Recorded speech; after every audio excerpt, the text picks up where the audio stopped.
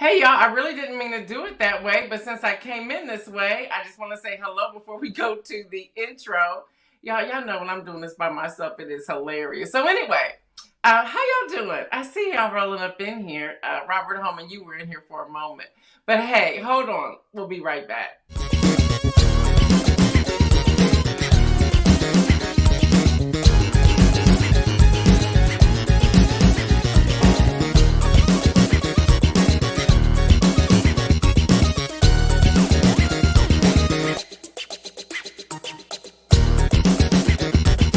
News in motion.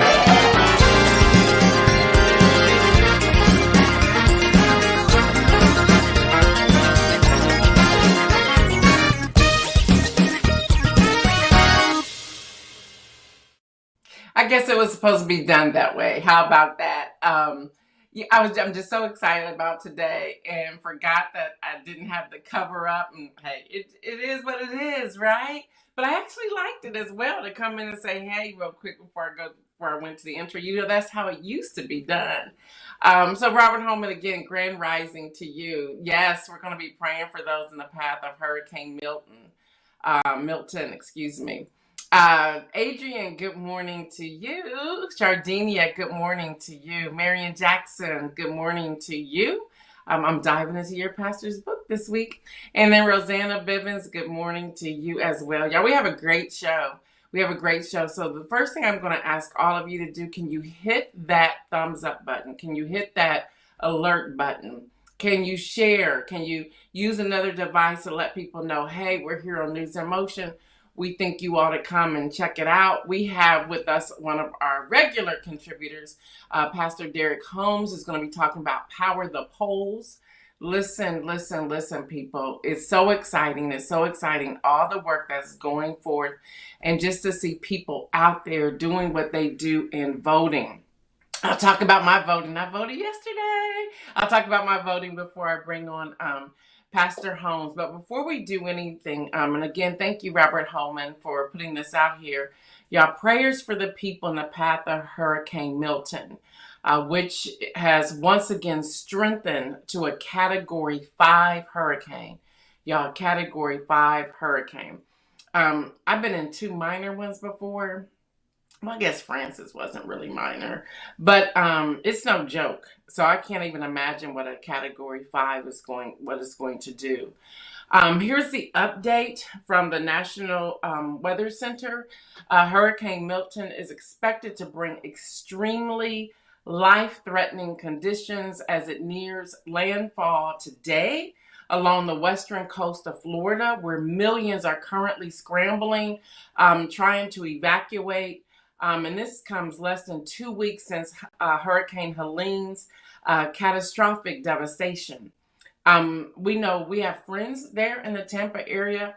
One of our, a gentleman and his wife who used to attend our church here in Columbus, Ohio, they're looking for gas.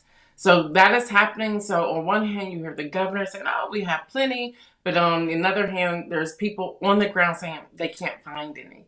So pray, they're trying to get out of there. And just to let you know, this couple, his name is Ferris. Ferris was sharing with us that, and he did a beautiful post on his page on Facebook. And he was talking about how people say, you just need to leave. He said, it's not that kind of thing. He said, it's not like those of us here, in Central Ohio, Michigan, Chicago, East Coast, like Baltimore, DC and so forth, will say, oh, there's a blizzard coming or there's a snowstorm coming. That's different than a hurricane. And he said, so even to just start getting in the road going, goes, where are we going to? Are we sure that's the path it's going to go? It can change in an instant. They could be going somewhere where the hurricane may shift and go that direction.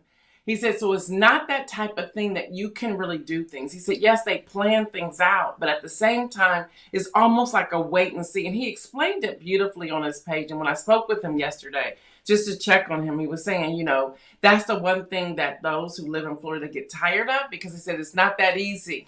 He said, it's not that easy just to go. So They're going to hunker down unless there's some trucks that are coming in. If Ron DeSantis would just stop playing around, he would take the calls from President Biden, but not from Vice President Kamala Harris. I see you, Judy, Neil, Dr. Antoinette. What's up, Latrice Jones? He'll take those calls, but not from Vice President Kamala Harris, which is really just ridiculous. That's petty. It's politics over people. This isn't the time for politics. Just like I was sharing with you all yesterday, it makes no sense that the 6 representatives in Florida, Matt Gaetz included, refused to give funding for FEMA because they said they'll do it after the election. Speaker of the House, Mike Johnson, said the same thing. We're not going to do this. We'll wait till after the election. You're playing with people's lives. This is politics, y'all. This is politics. So remember this when you go to the polls. So, y'all, it's centered about 440 miles southwest of Tampa. The storm again regained its status of Category 5 on yesterday. This is all according to the National Hurricane Center. The system moved east-northwest at 10 miles per hour late yesterday with a maximum sustained winds of 165 miles per hour. The National Hurricane Center specialist John Kanalowski warned that it has a potential, although they expect that it will weaken once it arrives to landfall. He's saying, but because of the eye and the strength of it, I see you, Kim Edmondson, because of the eye and the strength of it, he said, although it could weaken down to a 4 or 3, he said this is still considered the most destructive hurricane on record for West Central Florida. I don't know if y'all have seen the and now the news cycles are picking it up.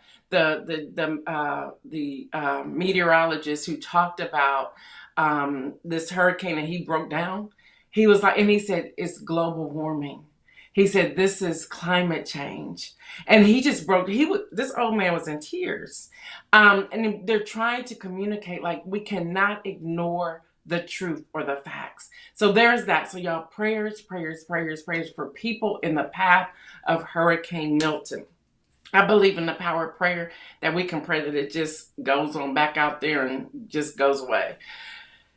In addition to that, with all of that going on, let me give y'all the numbers also, if you know anybody in the pathway. This is the information that the Biden administration is putting out. To apply for FEMA assistance, there's that link there. If you don't have access to a computer and they realize that, here's a phone number that people can call. And if you all will grab these things and put them out there so that people can grab and share on your Facebook page or social media pages, that would be great. That number is 1-800-621-3362. And again, the link right there is www. And I don't have my glasses, y'all. disasterassistance.gov. And then you can also, if you have the capability of downloading the app, download the FEMA app. So y'all, here at News in Motion, we're going to do what we can to get this information out. I believe we have it up on our Facebook page, the News in Motion Facebook page. I know it's on my page, the Gail Dudley page. All you have to do is follow that. So again, download the app, make this phone call. And if you know anyone who needs assistance and you may have to step in to help them out, keep these numbers as well, 1-800-621-3362 or the website, apply for this assistance. That's the disasterassistance.gov. So that's that information. So in other news, what's up? Pastor Alex Williams, it's so good to see you. What's up? Dr. Antoinette said every last one of them should be voted out. I agree with you. I absolutely agree with you. Yes, Pastor Alex Williams, you're in that line too. Can you just have you left? Are you still there? What are you doing? Can you fill us in? So glad to see you pop on here. Give us any updates. Let us know how we can be praying for you. And let us know if you need anything. I know you have a tribe. I know you have a community. But if there's anything that this community, because we're your community too, News in Motion can do for you and Laura and your family, please let us know. We want to be here to help you all. All right, y'all. So as news is coming out, I don't know. I'm like, well, which one is the October surprise? Or are we building up to the main surprise? What's happening. Here's two things I want to share with you, and then we got to get to, what's up, Fred Jones? Then we have to get to Pastor Derek Holmes. Trump held secret phone calls, y'all, with Putin after leaving office. That's a no-no. That's a no-no. That's a no-no. And this, this is the Courier newsroom, which is off the chain. They are all the time, fact, point on, and the Lincoln Project. Lincoln Project will uncover anything. You don't want to be their enemies. Anyway, Trump had been in contact with Russian dictator as he was pursuing Republicans to block military aid to Ukraine, reports in the New York Times. Now, former President Donald J. Trump has secretly spoken with President Putin of Russia as many as 7 times since leaving office, even as he was pursuing the Republicans to block military aid. So even when the Ukrainian fight happened, that war broke out, he was in there trying to block military aid. Who does that? I just hope people will believe these things and listen. The book titled War and scheduled to be published next week describes a scene in early 2024 at Mar-a-Lago, Mr. Trump's estate in Florida, when the former president ordered an aide out of his office so he could conduct a phone call with Mr. Putin. Look. I like that those non-disclosure agreements didn't hold water. The unidentified aide said the two may have spoken a half dozen times as well since he left office. The book also reports that Mr. Trump, while still in office in early during COVID, when we didn't have it, y'all, when we didn't have anything, y'all, he gave Mr. Putin COVID test before we got him. What? Yes, this is all rolling out. And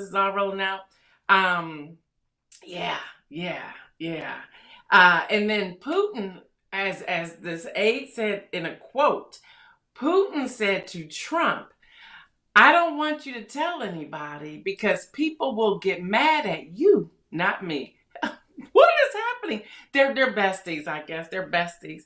So, y'all, this disclosure raises new questions about Mr. Trump's relationship with Mr. Putin just weeks before the election. More of that is unfolding. If you Google it, honey, you can see the whole thing. I can't wait till the book comes out because I'm going to be reading it. Also in the news, is this another October surprise? Washington Post reports in September 2018 as allegations of sexual misconduct against Justice Brett Kavanaugh threatened his confirmation to the Supreme Court. President Donald Trump vowed that the FBI would have free reign and to vet the claims. Trump said the FBI was talking to everybody. Well, the FBI has since come out and said none of that's true. He didn't. He pretty much had us in lock and barrel. We couldn't ask anybody. Mr. Kavanaugh needs to be removed from the bench, okay? What's up, Jeff Payne? Good to see you. I see you, Dr. Annette. Y'all rolling bigger today. So the president's comments came as a surprise to the FBI. And they were like, that's not what we were ordered to do. We were ordered that we had very limited inquiry. That's all we could do was ask a couple of questions. The report, which was produced by Senator Sheldon Whitehouse, Democrat of Rhode Island, a Judiciary Committee member and leading critic of Kavanaugh confirmation, and provided to the Washington Post ahead of a public release on Tuesday. So they did this way ahead that it came out, provide additional evidence of the tight control that was exercised by Trump himself. Yes. So y'all, they're saying that they now demand a complete, comprehensive, and independent investigation be conducted by the Department of Justice. What? Y'all, this is all happening. So I'm going to put that link in the Friday rundown so you can follow along with it. But there's like surprise after surprise after surprise after surprise after surprise. So Marion says, as I said, the former guy will be the first former to go to prison. He will not win this election. Listen. All right, y'all, as I prepare to bring on Pastor Holmes to talk about Power the Polls, I want to just share something with you. Yesterday, remember I said I didn't have anyone to go with to the polls. I wanted to vote the first day. Well, Davia then texted me and she says, "Hey, are we going today?" She hadn't forgotten. I said, "Girl, let's go." It's October the 8th. I look at the number 8, New Beginnings. That's the biblical reference there. So we went.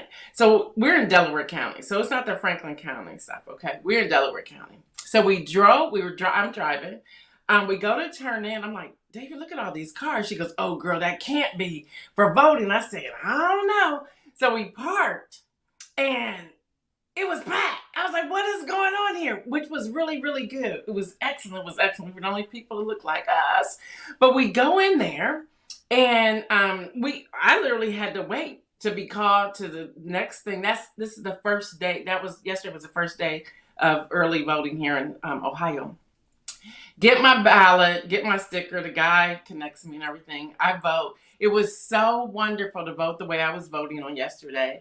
I waited for the printout, and I was reading everything. I was reviewing it. I was checking everything. I made sure to vote yes on issue 1 in Ohio. I was going through all of those things, and I get it. And I'm reading the printout now, because I read it on the electronic thing, but then I'm reading the printout, and something didn't look right. I'm like, And then the guy said, can I help you? I said, I'm just trying to see something. He said, that line goes under. And I said, okay. And I was able to see that it did. And then he said, I'll show you another one if somebody doesn't mind, because you really couldn't see the name. And it did go under. I said, okay, I'm cool with that. I'm cool with that.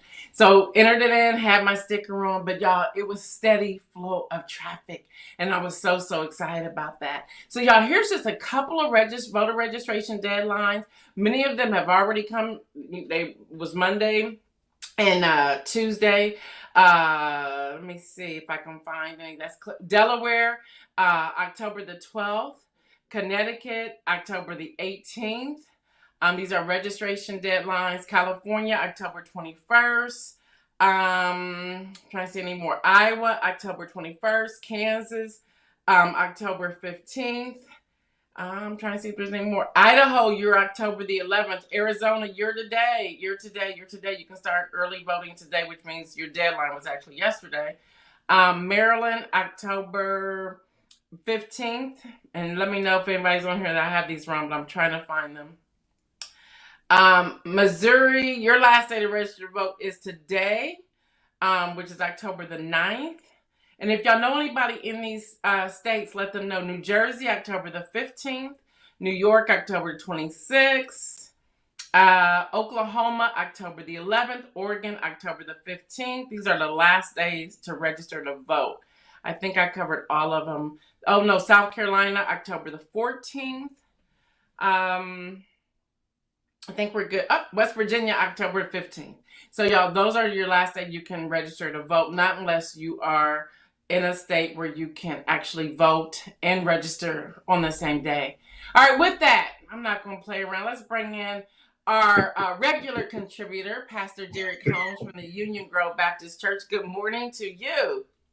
Good morning. Good morning, peace. How's it going?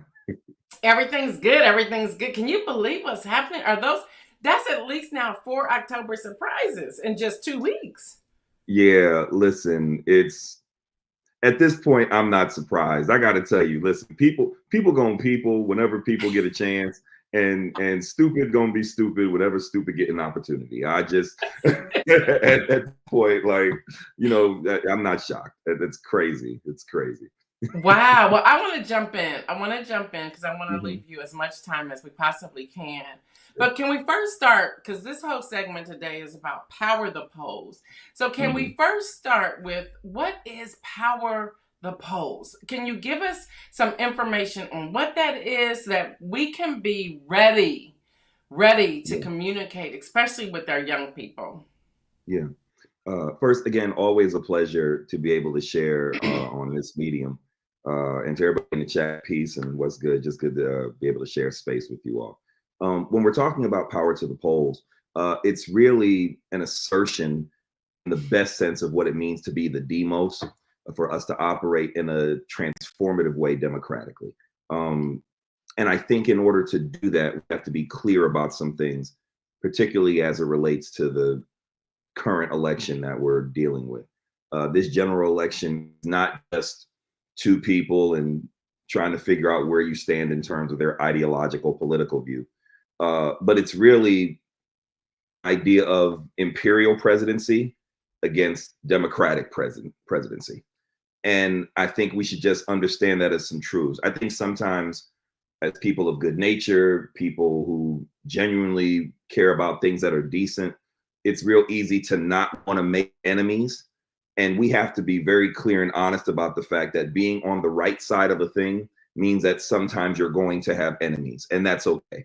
It's okay to consider, and I feel like it today. You need to know I feel like it. It is okay to consider the Republican nominee as an enemy of democracy, given that platform, right? It's perfectly fine to say you're not any less saved, you're not being mean-spirited, but when you look at the rhetoric at this point, when you look at the record, when you look at Project 2025, when you look at what he's connected to, when you look at secret calls to a dictator that's an enemy of the country that we live in, right? When we look at all of this, in my mind, it's all right to say that this person is an enemy of the direction of the country.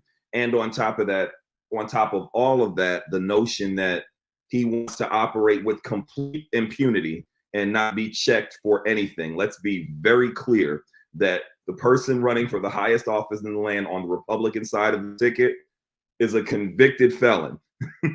He has 34 felonies as we speak right now, right? Yeah. I know people who can't get a job with one. He's trying to get one with 34, right?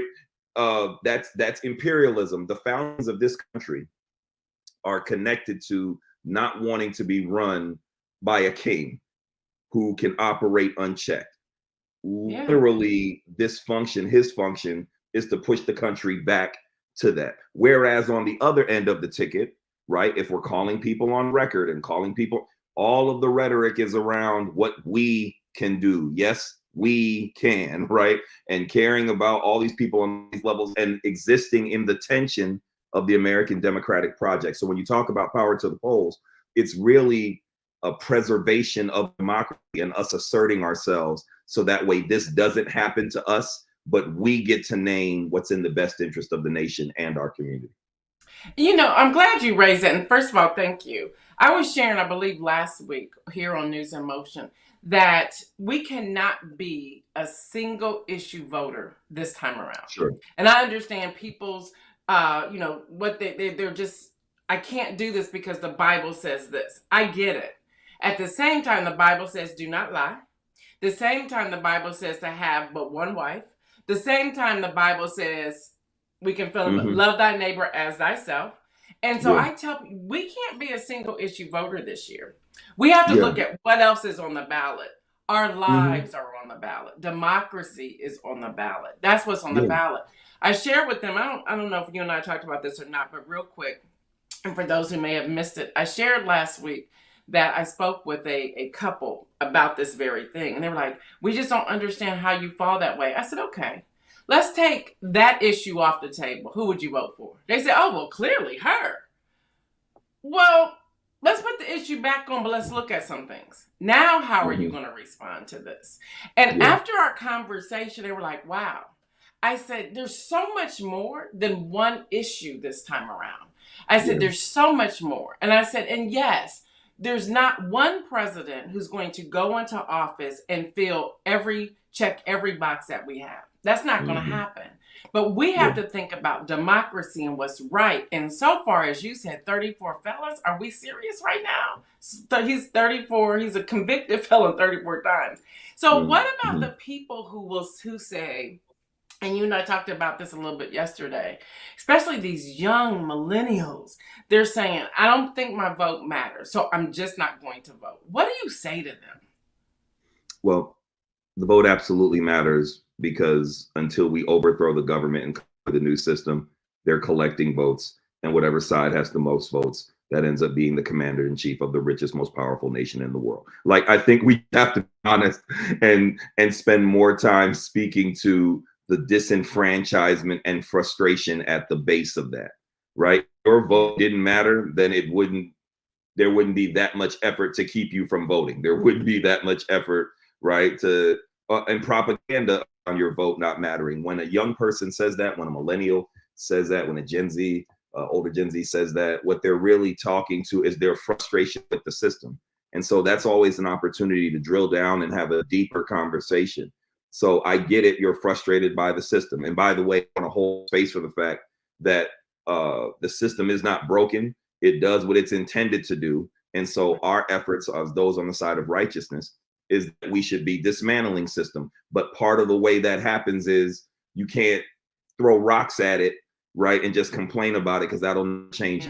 There's a saying, you can't have good barbecue without getting smoke on your clothes. Listen, there has to be some involvement and some closeness to things. So if you're really frustrated about it, you really feel a way about it, you're really irritated, aggravated, agitated by it, then what you actually do is you exercise your vote. And by the way, I don't want to just isolate it to a vote, because there's also involvement, right? Because I could imagine if you really feel a way about it, put yourself in a position where you can be part of the change to make it better. So vote and then do the work, so that way you can be someone that we vote for, right? Because change doesn't happen from the top down, it happens from the bottom up. So when I hear those, I'm always pointing to know your vote absolutely matters. Your vote matters. That's why whole states have had instances where they've thrown votes out. Your vote matters. That's why where I live, almost 200,000 voter registrations got purged by the Secretary of State, the majority of which were Black votes, right? So of course it matters, but I think the opportunity is to really speak to the disenfranchisement. And that's what oppression does. Oppression makes you feel like you don't have any power. So the liberatory function, right, is to say, no, it does matter to evoke the best of what happened in Selma and in Montgomery, or while those people were disenfranchised, no, this matters, and this is how we're going to exercise change. Yeah. Now, you haven't given us a hashtag. Now, you can't get out of there. I've got, listen, I am, wait, I have one. I have one. Listen, a hashtag to put out here. I got you. Listen, when you talk about, let's go back for a minute. When we talk about imperial presidency, listen, y'all, we should not be surprised by any of this. We shouldn't be surprised that he has private, loving phone conversations with Putin. We shouldn't be surprised that Kavanaugh's out here wilding. We shouldn't be surprised when the right does what the right does. We shouldn't be surprised when we shouldn't be surprised by any of this. Hashtag we are not surprised. Listen, some stuff just is what it is. It's all right. We don't have to pretend. We don't have to put sugar on it. We don't have to downplay it. We don't have to diminish it. No, reckless is reckless. No, evil is evil. No, wrong is wrong. Hashtag we are not surprised. Listen, and here's the thing. If there's anything that we can say with no equivocation, this fool has been on that from the moment he got in front of a camera. Listen, from the moment he came down that escalator and rented people to announce that he was running for the presidency, this has been a travesty and a shamockery all put together. It has been a joke, and we are allowed to be honest about that. There is something real democratic about saying that we know who you are. For those of us from the East Coast, we have seen this literally since the 60s. His dad is a slumlord. Anybody from New York City is not surprised by anything that Donald Trump does. We are not surprised. He is reckless. Anything connected to him is reckless. His necktie is reckless. Listen, you see how long it is? It's ridiculous. Listen, it is nonstop foolery, and we should just be clear, we are not surprised. And the real reason why that's important is because it is an election season. We are going to vote, and either you are going to vote for righteousness or you are going to vote for recklessness. Be clear. That last time, a one-off, and 88% of a certain demographic of America went and voted for recklessness. I bet we don't. Hashtag we are not surprised, and we are either voting for righteousness or recklessness. Be clear. The other person, the person on the left side of the aisle, has no felony. Not one. And that brings me around to the thing I want to address, because it's really important what you said. We should be very clear that you are not voting for your pastor. You are not voting for the Pope. You are voting for who is going to do the best job navigating the direction of the country in the name of democracy. We should just be very, very clear about what we're voting for, right? And by the way, that's actually what democracy is. You're not voting against a thing, but you're voting for it. The very conversation that we're having right now, we won't be able to have with another Trump presidency. That is a fact. You've been doing an excellent job navigating Project 2025 and all of the recklessness and ridiculousness and foolery that's in that. By the way, here's something that most people don't realize. That's nothing new. The Heritage Foundation and all of that has been on that since the Reagan administration. We should be very clear. These tricks aren't new. They just dress it up and put a new name on it. So, and by the way, for those who lived through that time period and know about Reaganomics and know what a lot of our communities looked like in the 80s, early part of the 90s, that directly connected to the things behind Project 2025. Guess whose name is listed 900 some odd times in that missive? Captain Wreck over here, Donald Trump. Like, we should just be honest. We are not surprised by any of this. And the opportunity is to be very clear. We're either voting for recklessness or we're voting for righteousness. She's not perfect. And that's okay. Because the Democratic project is then we show up with our interest, but we can't even have the conversation with the other person in office. And that's how we should be thinking about it. Yeah. Yeah. Oh, you brought it. Thank you. I had one on deck. You hear me? Like, listen, we are not surprised by this foolishness. This is foolishness. This is foolishness. So then how do we, okay, and you're right, you just called the roll. Absolutely 1,000. What can we do? We can't just keep pounding them on the head with, what we believe and giving them clarity and the research and everything. How do we talk? I want you to specifically talk to the Black men and young Black males who really believe that he sent them a check. He didn't. They should never allow a president's signature on them checks again, because the power of the purse belongs to Congress. It should have been the speaker's name on there or the treasurer's name on there, not Donald J. Trump on that stimulus check. But people are so confused, even when it comes to FEMA. It's like the president has gone to Speaker Mike Johnson saying, can you convene Congress so we can get more funding? He said no, not till after the election, because it's a political game here. This is Civics 101. Congress has the power of the purse, not the president. There's checks and balances for a reason. So, but you have people saying, well, Donald Trump gave me a check. No, he did not give you a check. He doesn't have any money. Or they're saying things like the Biden administration, they're only giving these people $750. That's not the whole story. They gave $100 million just to one county out of North Carolina, and those are steps to take place. You just can't come in with a wrecking ball and clean up Hurricane Helene. You're not going to be able to do that with Hurricane Milton. There are steps involved, but there's people saying only Donald Trump helped us. Are you crazy? Can you please speak to that in the language that people can receive it? So let's be clear. I said it to be provocative, but I meant it. We were talking just a second ago about being able to identify enemies. The reason why that's important, my grandmother used to say that a gift from an enemy is a curse, right? So we have to be clear. Even if you want to, the reason why, the metaphor being that someone will give you something as an enemy, but what ends up happening is the curse lasts longer than the immediate presence of the quote unquote gift that an enemy gave you, right? We should be very clear to point one. It certainly wasn't Donald Trump. That paints a certain picture of Donald Trump that's incongruent to his function, very much specific to the Black community. And this rhetoric, I completely reject. The idea that this beneficent president gave Black America these checks, that's just ridiculous. And anybody who has any understanding of how this works or what's connected to Congress or how that actually happens knows that. And not only is that not true, but it also isn't congruent to the realities of how this country functions as it relates to Black people, right? So we should just level the playing field with that. But I think what's even deeper, to your point, we should have some erstwhile and conversation again about the desperation at the base of that. If you really believe that Donald Trump gave you a check, what did that check actually do? We're on the tail end of it now, right? And we should own that had nothing to do with helping people. That had everything to do with helping an economy.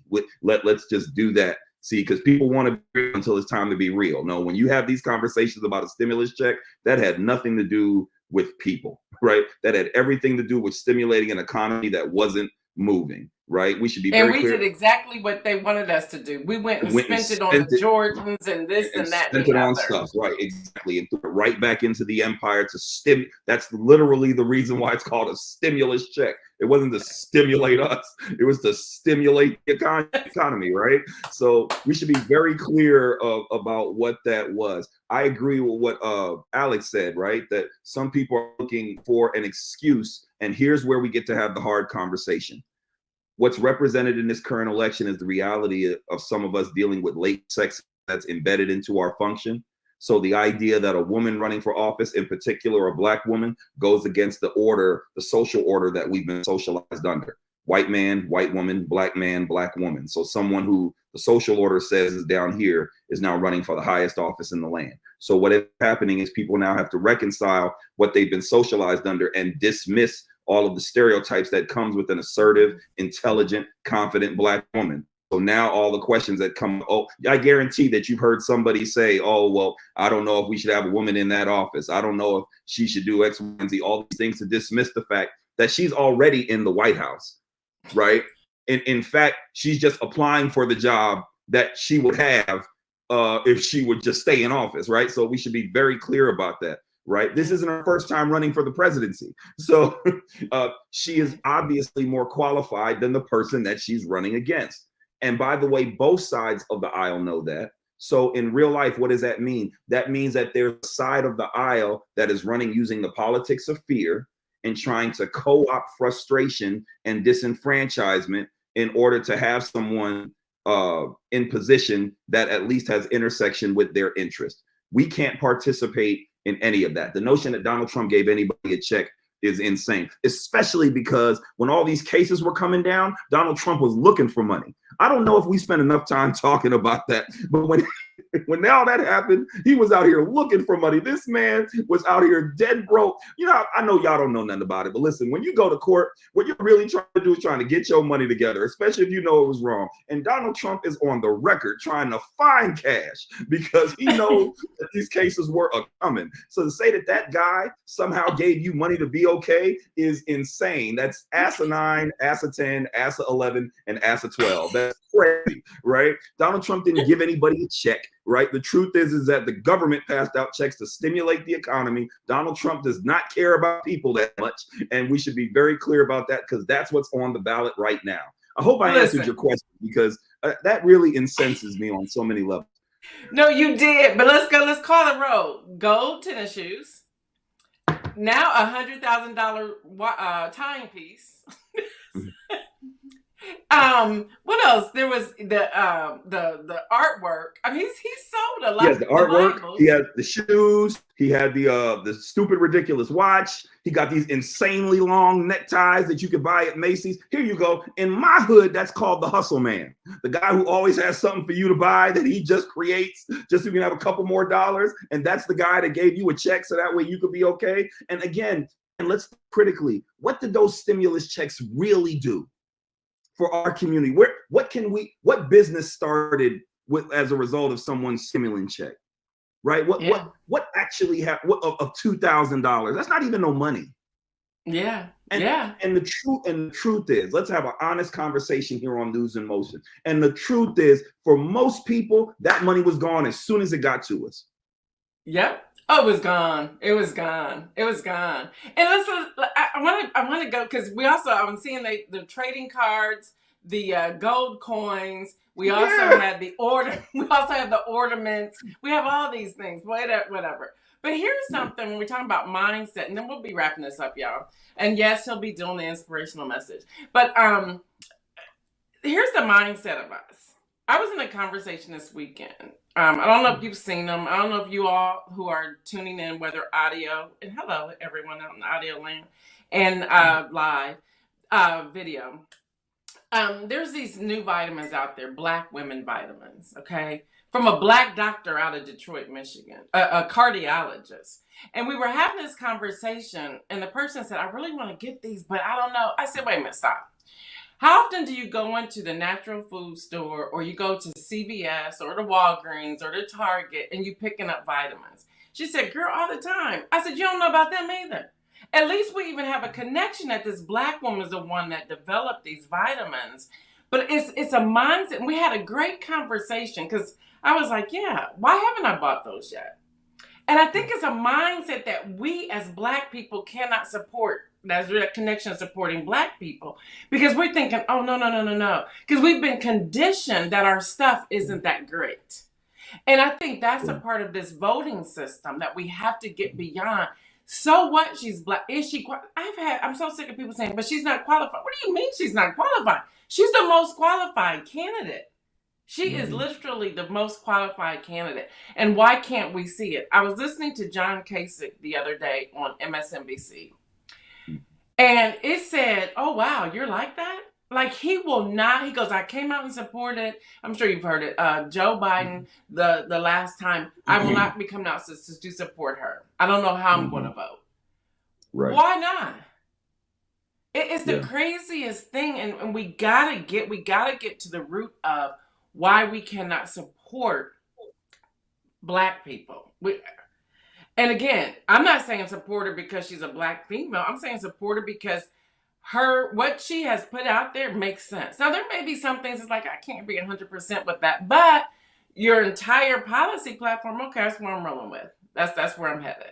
So can you speak to that? Go ahead. No, jump in. Yeah, let me be very clear. And I have the benefit of doing so, not on my platform that I engage on a regular basis, but on an objective platform. I'm literally saying that for the IRS because of what I'm about to say, right?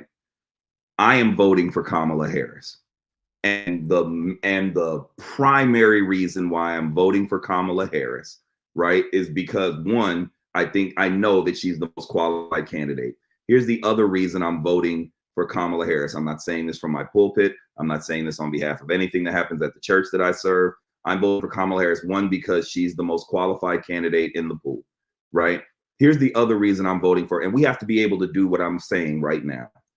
I am voting for Kamala Harris because she is a Black woman. We have to get rid of this rhetoric that says that we can't support and protect ours, especially our Black women.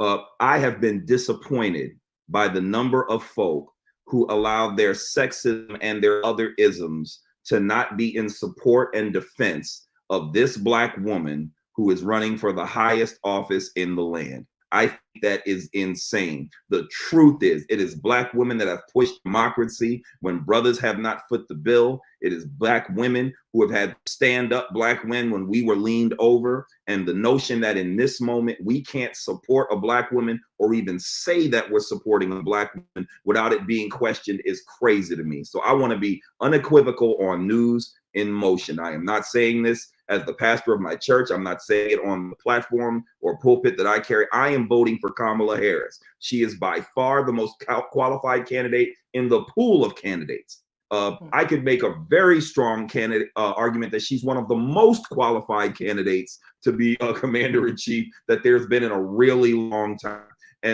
And on top of that, there is no way in the world that as a Black man, I am not going to support a Black woman who is trying to do what it is that's in the best interest of this nation that I live in.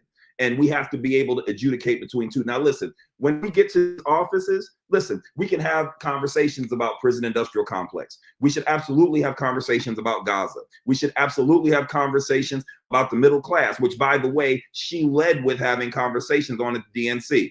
She had that conversation in Chicago. It was great to hear, right? We can have all of those conversations, and we absolutely should. We should have conversations about police reform. We should have conversations about how she's going to function, given that she's a prosecutor. Listen, you are not voting for the Pope. You are voting for who is going to have the best opportunity to push this forward. And if we're not protecting her now, then she'll be unprotected when she gets to office. That's true. Well, look, I went and voted yesterday, like I told you, and that's who I voted for. Look, talk heavy. Listen, we are unequivocal, and I'll leave it alone from here. But listen, this is the truth. The other factions of communities in our country are unabashed about who it is that they support. And it's not a matter of favoritism. right? When Judaism is represented on the poll, you know that the Jewish community is voting for them. When Latino, Latinx communities are represented on the polls, you know who they're voting for. When Somali, Eritrean, Ethiopian folk represent, I live in Columbus, Ohio. It's the second largest population of Eritrean, Somali folk in the United States. Listen, when brothers and sisters from that community go ahead and run for office, you know who they're voting for. And it's not, no one even questions whether or not they're qualified or whether or not they should. Listen, I can pat my head and rub my stomach at the same time. Yes, I'm voting for her because she's a Black woman. Yes, I believe I believe that when Black women show up, stuff gets better. Listen, I make up my mind that if a Black woman's in the room, I'm concerned if she's not talking. I want all of that Black woman magic in the White House. Listen, I want to see all of the side. I want to see all of the pregnant pause. I want to see all of the truth telling. Listen, that Black woman sat and said, I'm not changing gun reform because I'm a gun owner. Now, listen, I'm not a gun owner, but that level of truth, I'm comfortable with being in the White House. Listen, if that were a Black man, I would have won him the election. That is a fact. There's right? that. So let's have an honest conversation about what that means. I am voting for Kamala Harris because she's the most qualified candidate. Listen, I'm voting for Kamala Harris. She's the most qualified candidate. And one of my favorite public intellectuals is running for the office. And I'm not voting for him. That is a fact, right? Look, we should just be clear that I'm voting for the most qualified candidate, but also I am supporting a Black woman because whether she wins or not, we have work to do in the Black community. And I'm not about to be apologetic for who I am because of an election cycle. That's outside of my mind. Does that make sense? Like that's the time I'm on. Like, oh, it makes all the way sense. It makes all the way sense. So we're going to do the inspirational message. No, he's guaranteed the inspirational message.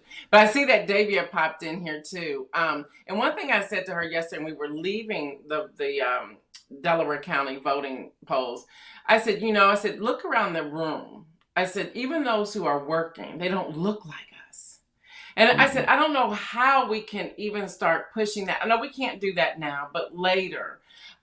So that people aren't afraid. Next thing is fear. I don't know why they weren't in the room, but it makes a difference when you walk into a room and you see you. I don't know if that makes any sense. And I think that's some of the conversation that I'm hearing from some of the millennials, depending upon what state they're in. Like we walk in a room, we don't see us. And so we feel like we don't belong. We need to change that narrative as well. We belong. We belong. We belong at the table. We belong in buildings. We belong doing what we do. We do belong. We belong. So with that, as I move this, and I just love, you're going to have to just come back one more time before the election. You have to come back one more time for the election. I love y'all. Look, you gotta come back.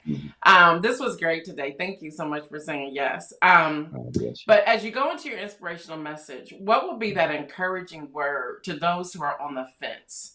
On the fence about who they're going to vote for, on the fence if they're going to vote at all, on the fence of believing that their vote does make a difference. So I'm turning it over to you, and then we're out of here, and you all will be back tomorrow with town hall meeting. Don't forget, the moment you stop asking questions, the town hall is over. So take it away, Pastor Holmes. Well, no, I really appreciate that, and I'm always grateful to be able to share this space, and I love all of this to life, and I really believe in the work that you're doing. And I said this offline, I don't mind saying into a camera, history is going to look back at this moment, is going to look to the persons who are on the right side of the thing. And there are people that are going to be able to say that Gail Dudley was on the right side of a thing. And it's hard to appreciate that kind of in the moment with the heaviness of all of it, all it takes to do this. But just know that history is going to record that there were people who were on the side of justice, people on the side of community, people on the side of Black intelligence, and the name Gail Dudley is going to be mentioned. I just wanted to offer that. For those who are on the fence, those who are trying to figure out who to vote for, listen, all of that confusion is on purpose, that there are things in place to try to decenter the way in which we think about who to vote for, all of the politics that happen in this season. And I completely understand how difficult it can be to really think through who I'm going to vote for, even the pushing against of some things that have become normative in our own function, because now there are differences that are represented in who's on the ballot. And I understand all of that.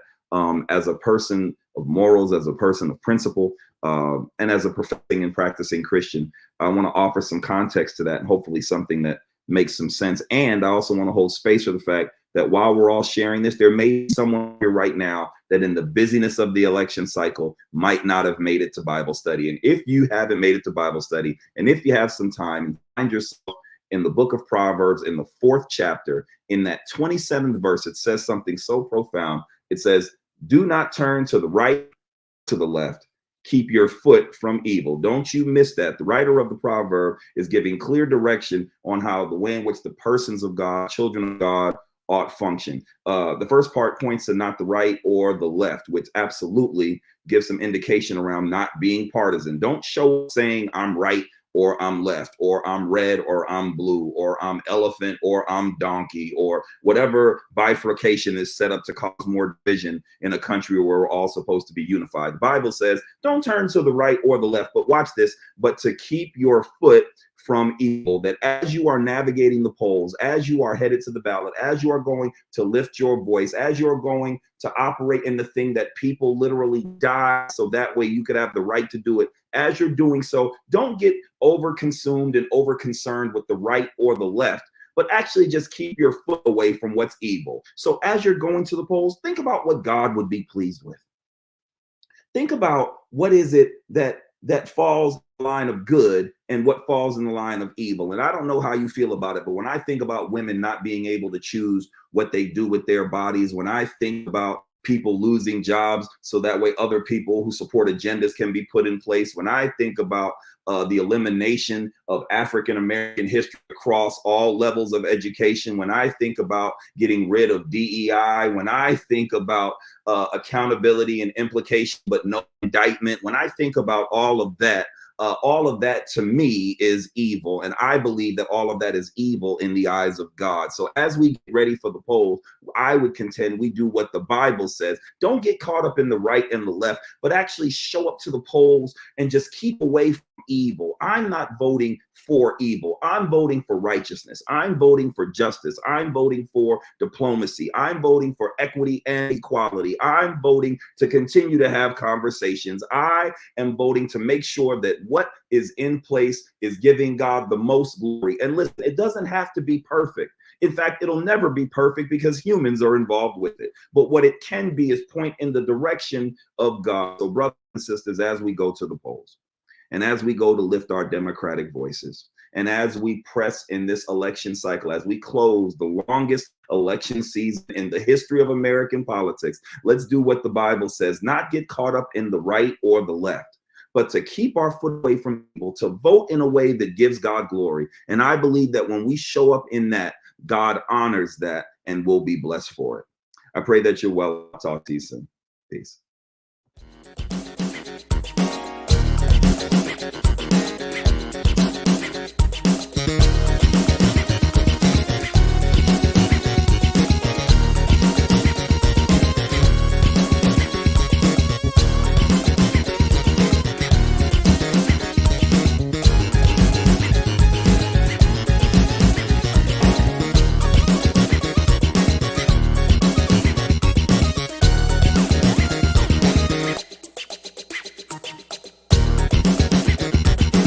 NewsInMotion.